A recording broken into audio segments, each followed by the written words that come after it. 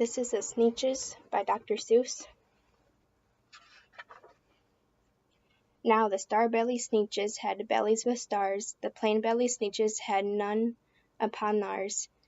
Those stars weren't so big, they were really so small, you might think such a thing wouldn't matter at all. But because they had stars, all the star-belly Sneetches would brag, or the best kind of Sneetch on the beaches. With their snoots in the air, they would sniff and they'd snort. We'll have nothing to do with those plain-belly sort.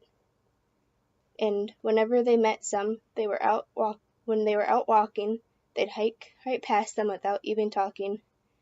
When the star-belly children went out to play ball, could a plain-belly get in the game?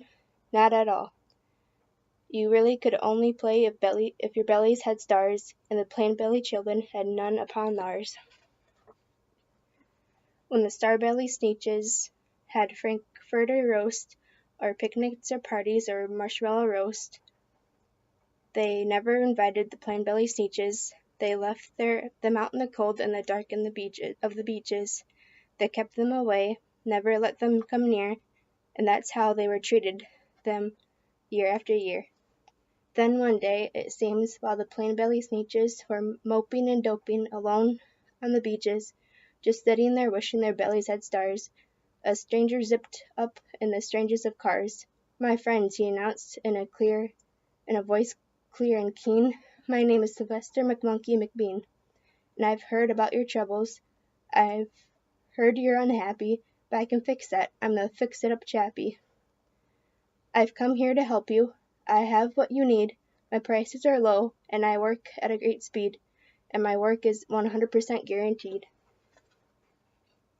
Then quickly, Sylvester McBean put together a quite peculiar machine, and then he said, "You want stars like the star-belly Sneetch? My friend, you can have them for $3 each. Just put your money and hop right aboard." So they clambered on inside. Then the big machine roared and clonked, and it bonked, and it jerked, and it burked, and it bopped them about. But the thing really worked. When the plain-belly Sneetches popped out, they had stars. They actually did. They had stars upon theirs. Then they yelled at the ones that had stars at the start, "We're exactly like you. You can't tell us apart. We're all just the same now, you snooty old smarties. And now we can go to your frankfurter parties." "Good grief," groaned the ones that had stars at the first. "We're still the best Sneetches, and they are the worst. But now, how in the world will we know?" They all frowned, and if which kind is what, or the other way around. Then came McBean with a very sly wink, and then he said, "Things are not quite as bad as you think. So you don't know who's who? That is perfectly true, but come with me, friends. Do you know what I'll do? I'll make you again the best Sneetches on the beaches, and all it will cost you is $10 eaches." "Belly stars are no longer in style," said McBean. "What you need is a trip through my star-off machine. This wondrous contraption will take off your stars, so you won't look like those Sneetches who have them on theirs." And that handy machine, working very precisely, moved all the stars from their tummies quite nicely. With the snoots in their air, they paraded about, and they opened their beaks, and they let out a shout, "We know who is who. Now there isn't a doubt, and the best kind of Sneetches are Sneetches without." Then, of course, those with stars all got frightfully mad to be wearing a star. Now that was frightfully bad.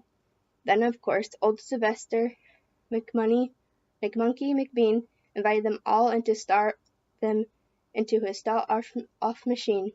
And then, of course, then on, as you probably guessed, things really got into a horrible mess. All of the rest of the day on those wild screaming beaches, the fix-it-up chappie kept fixing up Sneetches. Off again, on again, in again, out again. Through the machine they raced round about and again, changing their stars every minute or two. They kept paying money, they kept running through, until neither the plain or the starbellies knew whether which one was that one, or that one was one, or which one was that what one, or what one was who.